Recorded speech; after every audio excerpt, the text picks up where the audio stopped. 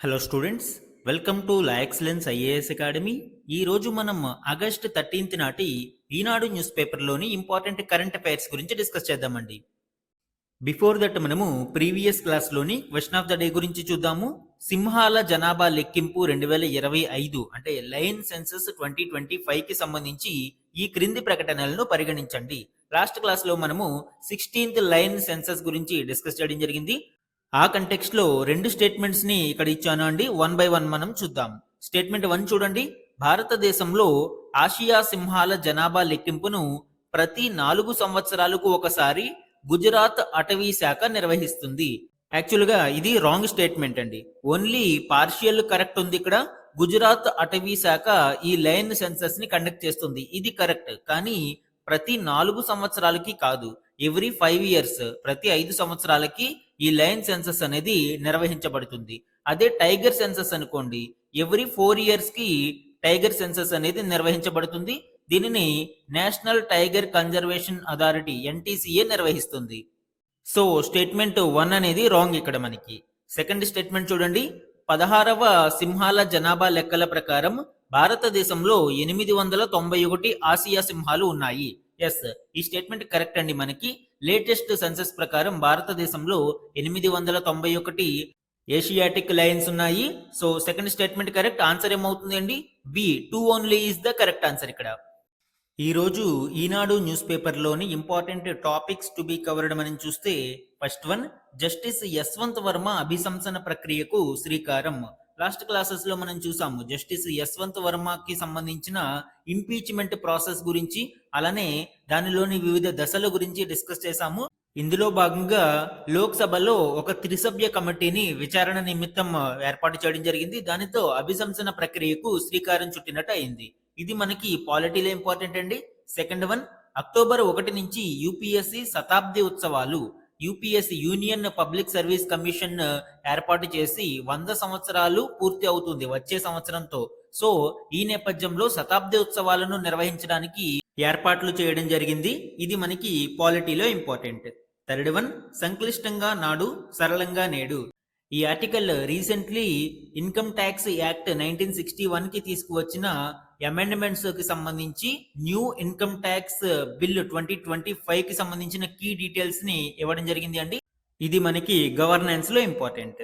Fourth one, సమ్మిళిత వృద్ధికి సమాన అవకాశాలు.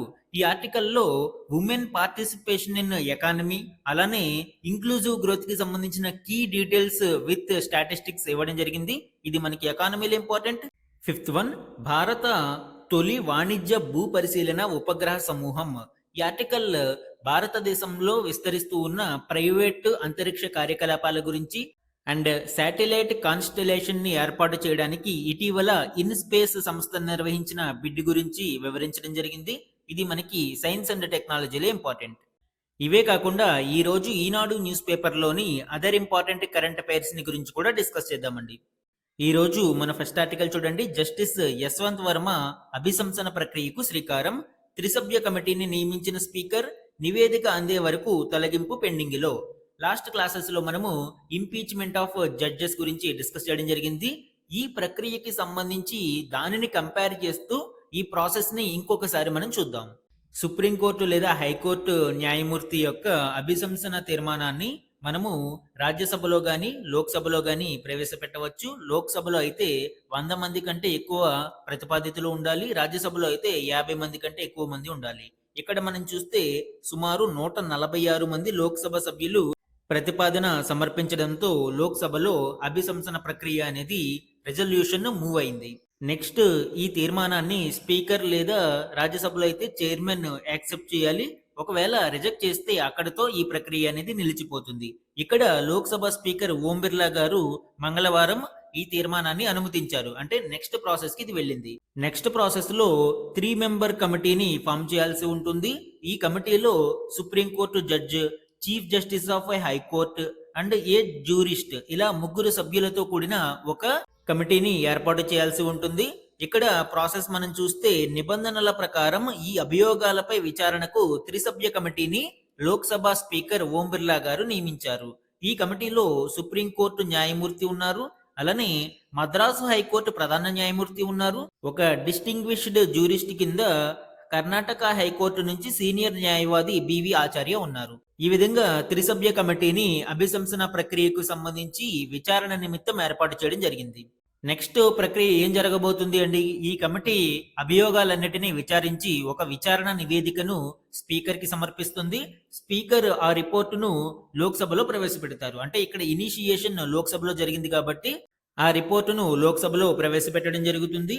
దీని మీద ఓటింగ్ ప్రక్రియ అనేది మొదలవుతుంది. ఈ ఓటింగ్ ప్రక్రియలో స్పెషల్ ఓటింగ్ ద్వారా ఈ ప్రపోజల్ అనేది పాస్ అవ్వాల్సి ఉంటుంది. 2/3 మెంబర్స్ ప్రెజెంట్ అండ్ ఓటింగ్ ఇక్కడ మనము స్పెషల్ మెజారిటీని కన్సిడర్ చేస్తాము.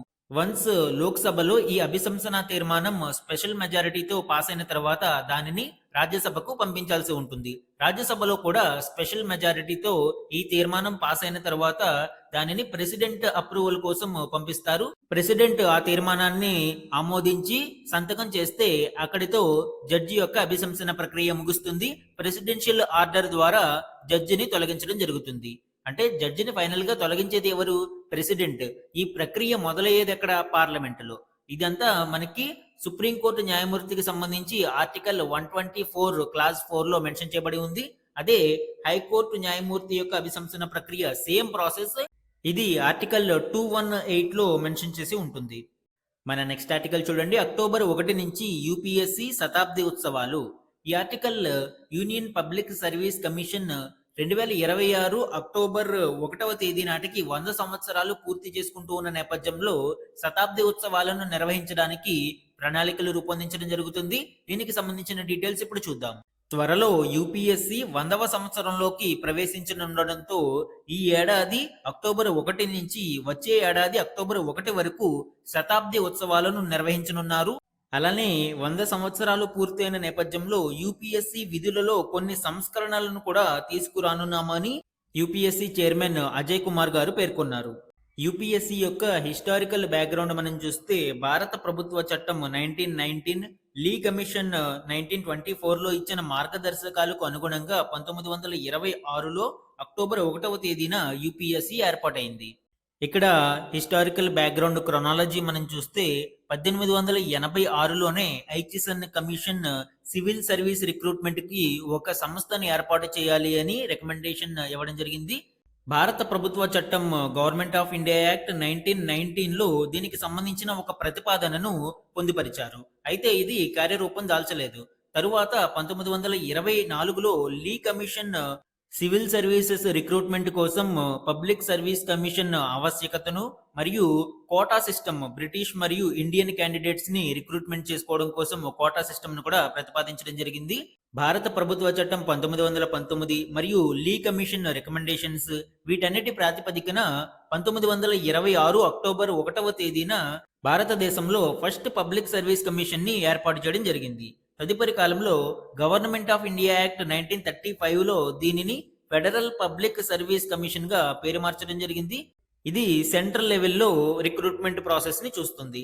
ప్రావిన్సెస్ లెవెల్లో ప్రావిన్షియల్ పబ్లిక్ సర్వీస్ కమిషన్స్ ని కూడా ఈ యాక్ట్ లో ఏర్పాటు చేయడం జరిగింది. తదుపరి పోస్ట్ ఇండిపెండెన్స్ లో 1947లో ఫెడరల్ పబ్లిక్ సర్వీస్ కమిషన్ ని యూనియన్ పబ్లిక్ సర్వీస్ కమిషన్ గా పేరు మార్చారు.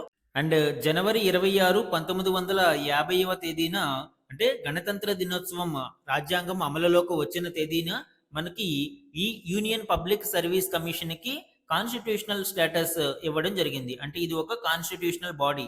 ఆర్టికల్ 315 నుంచి ఆర్టికల్ 323 వరకు ఈ యూనియన్ పబ్లిక్ సర్వీస్ కమిషన్ కి సంబంధించిన ఇంపార్టెంట్ ఆర్టికల్స్ ఉంటాయి. మన నెక్స్ట్ ఆర్టికల్ చూడండి. సంక్లిష్టంగా నాడు, సరళంగా నేడు మారుతున్న ఆదాయ పన్ను చట్టం 2026 ఏప్రిల్ 1 నుంచి అమలు. ఈ ఆర్టికల్లో గత 61 సంవత్సరాలుగా భారతదేశంలో వినియోగిస్తున్న ఆదాయ పన్ను చట్టం 1961కి ఇటీవల చేసిన అమెండ్మెంట్స్ గురించి అండ్ దానిలోని కీలక అంశాల గురించి వివరించడం జరిగింది. దీనిలోని హైలైట్స్ ఇప్పుడు చూద్దాం. ఈ ఆదాయ పన్ను చట్టం 1961కి అమెండ్మెంట్స్ తీసుకురావడం కోసం న్యూ ఇన్కమ్ ట్యాక్స్ బిల్ 2025ని పార్లమెంటులో ప్రవేశపెట్టడం జరిగింది. ఉభయ సభలు కూడా దీనిని ఆమోదించాయి. ప్రెసిడెంట్ అసెంట్ తర్వాత ఈ బిల్లు చట్ట రూపంలోకి మారుతుంది. అండ్ ఏప్రిల్ 1, 2026 నుంచి ఈ చట్టం అమలులోకి రానుంది. ఈ చట్టం యొక్క ప్రధాన ఉద్దేశం ఏంటి అనేది చూస్తే simplification of language, simplification of structure. అంటే భాష సరళంగా ఉండేలాగాను, అలానే వివిధ రకాల రెడెండెంట్ ఆర్టికల్స్ ని వాటిని తొలగించి స్ట్రక్చర్ ని సింప్లిఫై చేయడం జరిగింది.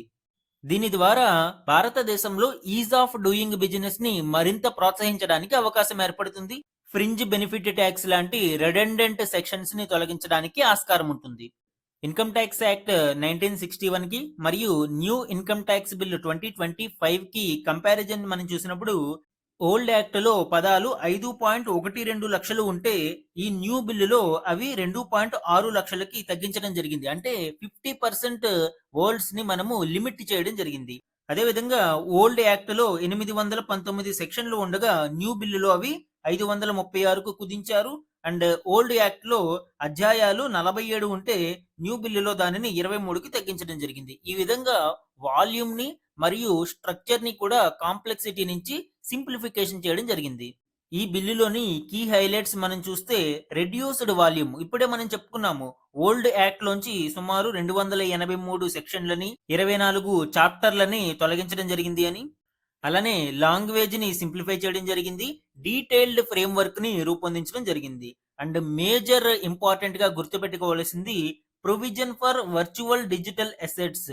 భవిష్యత్తులో మనకి డిజిటల్ అసెట్స్ ఎక్కువగా మనము వినియోగంలోకి రానున్న నేపథ్యంలో డిజిటల్ అసెట్స్ గురించి ప్రస్తావించడంతో పాటు వాటి మీద ఏ విధంగా టాక్సేషన్ విధించాలి అనే దాని మీద కూడా ఈ నూతన బిల్లులో పొందుపరిచారు. ప్రస్తుత పరిస్థితులకు అవసరం లేని రెడెండెంట్ సెక్షన్స్ ని తొలగించడంతో పాటు ఆల్టర్నేటివ్ డిస్ప్యూట్ రిజల్యూషన్ మెకానిజమ్స్ యొక్క ప్రొవిజన్స్ ని కూడా పొందుపరచడం జరిగింది. ఇవి ఈ న్యూ బిల్లులోని కీలక హైలైట్స్ గా చెప్పవచ్చు. వన్స్ ప్రెసిడెంట్ యొక్క సంతకం అసెంట్ పూర్తయిన తర్వాత ఇది చట్ట రూపంలోకి దాలుస్తుంది. ఏప్రిల్ 1, 2026 అంటే నెక్స్ట్ ఫైనాన్షియల్ ఇయర్ నుంచి ఇది అమలులోకి రానుంది. మన నెక్స్ట్ ఆర్టికల్ చూడండి. నమ్మకం కోల్పోవడమే అసలు సమస్య, బీహార్ ఎస్ఐఆర్ వివాదంపై సుప్రీంకోర్టు వ్యాఖ్య. బీహార్లో ఎలక్షన్స్ కి ముందు ఎన్నికల సంఘం స్పెషల్ ఇంటెన్సివ్ రివిజన్ ని స్టార్ట్ చేసింది. ఇందులో భాగంగా కొన్ని మార్పులు మరియు చేర్పులను ఎలక్టోరల్ రోల్లో తీసుకురావడం జరిగింది. ముఖ్యంగా మరణాలు, మైగ్రెంట్ ఇలాంటి వారిని ఎలక్టోరల్ రోల్ నుంచి తొలగించడం జరిగింది. అయితే ఎలక్షన్స్ కి ముందు ఈ ఎస్ఐఆర్ పేరుతో అర్హత ఉన్న వారిని కూడా ఇంటెన్సివ్ రివిజన్ పేరుతో ఓట్ల జాబితా నుంచి తొలగిస్తున్నారు అని ప్రతిపక్షాలు ఆరోపిస్తూ సుప్రీంకోర్టులో పిటిషన్ దాఖలు చేశాయి. సుప్రీంకోర్టు దీని మీద విచారణ చేస్తూ ఎన్నికల సంఘం చేపట్టిన ఈ కసరత్తులో ఎటువంటి సమస్య లేదు అని, అయితే ఎన్నికల ముందుగానే ఇంత సమగ్ర రివిజన్ చేయడం వలన ప్రతిపక్షాల విశ్వాసం కోల్పోవడం జరిగిందని, ఇదే సమస్య అని సుప్రీంకోర్టు వ్యాఖ్యానించడం చూడవచ్చు. అయితే కొన్ని చోట్ల బ్రతికి ఉన్న వారి పేర్లను కూడా తొలగించడం జరిగింది అని ప్రతిపక్షాల తరపున న్యాయవాదులు ఆరోపించడం చూడవచ్చు. దీనికి ఎలక్షన్ కమిషన్ తరపున న్యాయవాదులు స్పందిస్తూ ఇది ప్రస్తుతం కేవలం ముసాయిదా జాబితా మాత్రమేనని, తాత్కాలికంగా దీనిని విడుదల చేయడం జరిగింది అని, పొరపాట్లు ఎక్కడైనా జరిగితే సరిదిద్దే ప్రక్రియ జరుగుతుంది అని, తుది జాబితాలో అర్హత ఉన్న ప్రతి ఒక్కరి పేర్లు పొందుపరచడం జరుగుతుంది అని స్పష్టం చేశారు. ఈ క్రమంలో సుప్రీంకోర్టు ధర్మాసనం స్పందిస్తూ వాస్తవాలు, గణాంకాలతో సిద్ధంగా ఉండాలి అని ఎన్నికల సంఘాన్ని సూచించింది.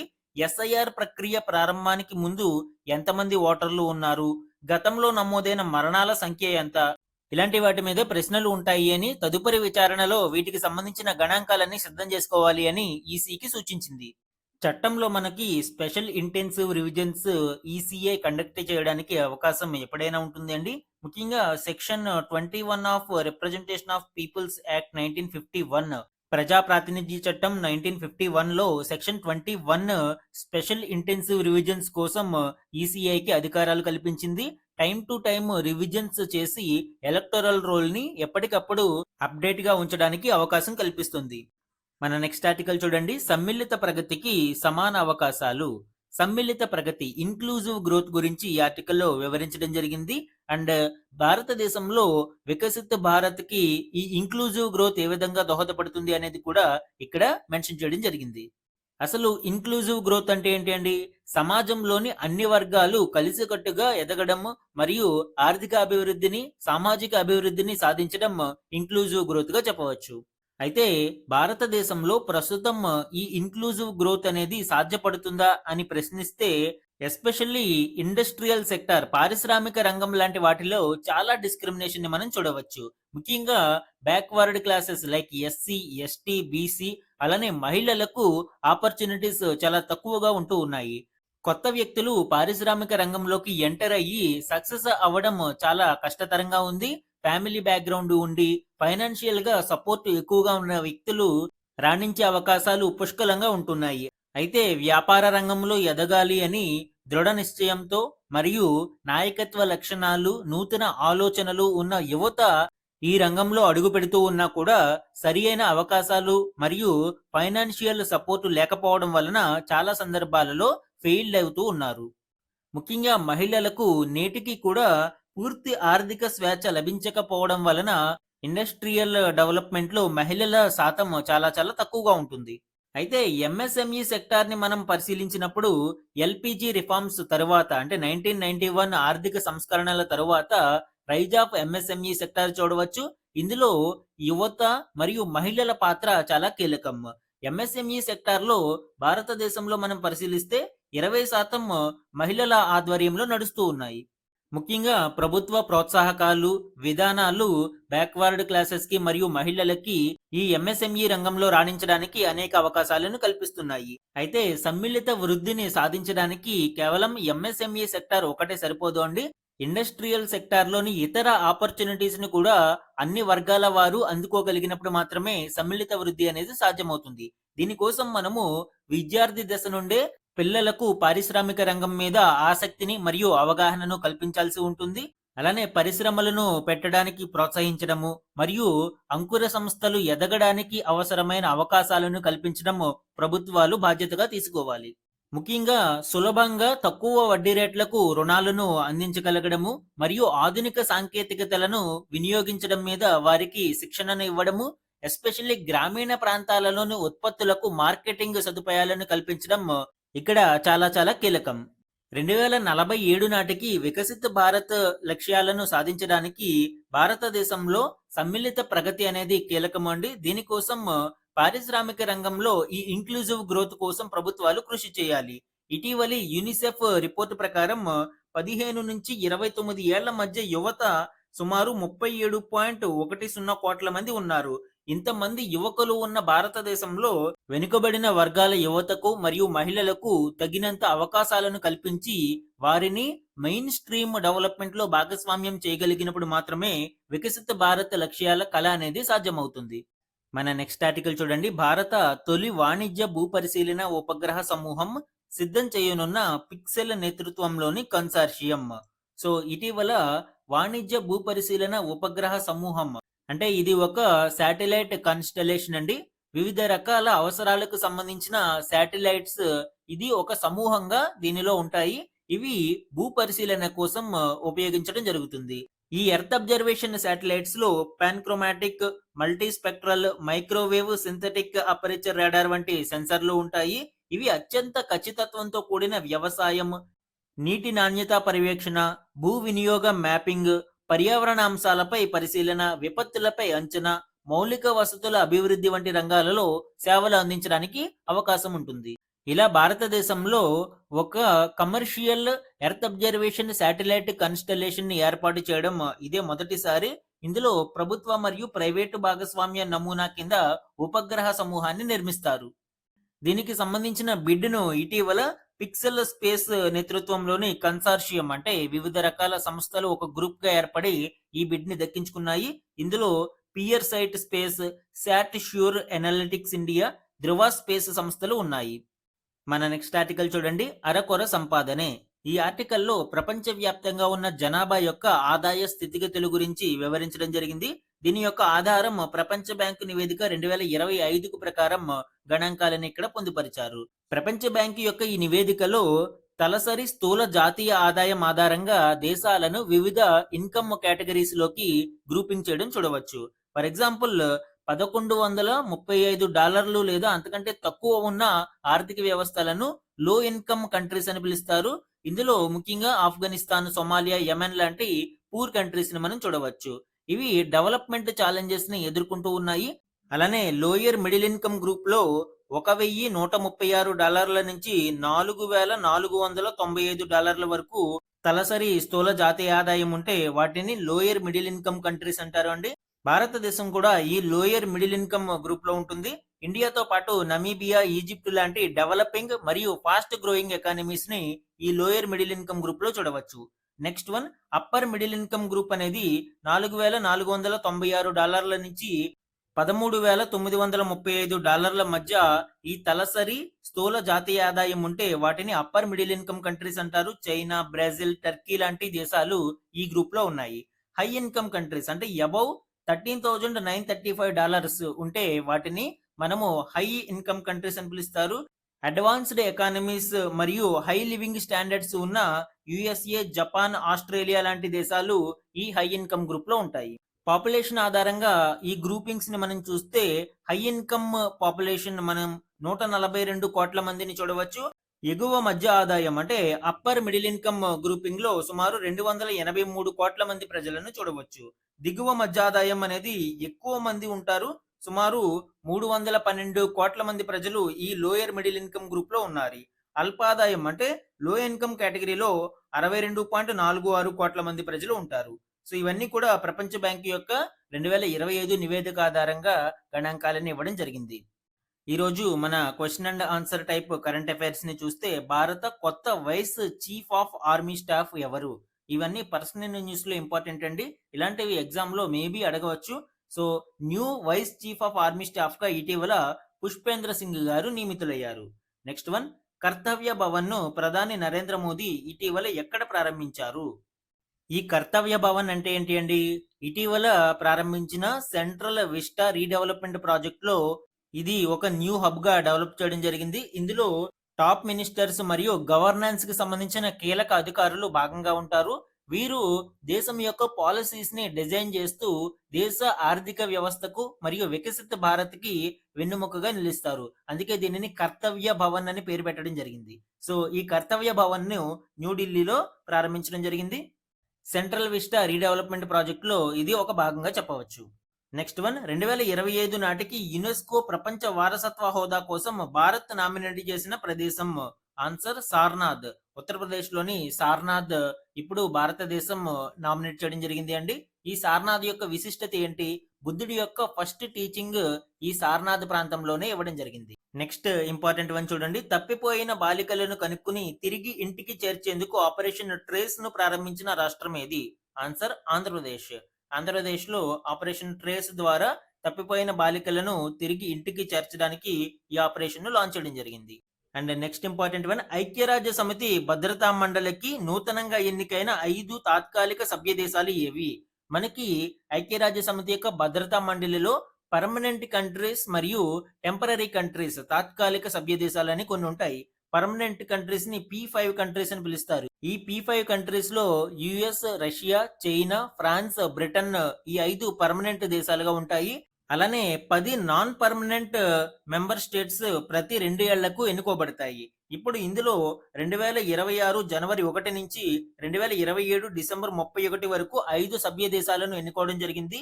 ఇవి Bahrain, Colombia, Democratic Republic of Congo, Latvia మరియు లైబీరియా. ఈ 5 దేశాలను ఇప్పుడు 2 సంవత్సరాలకి గాను నాన్ పర్మనెంట్ సభ్య దేశాలుగా ఎన్నుకున్నారు.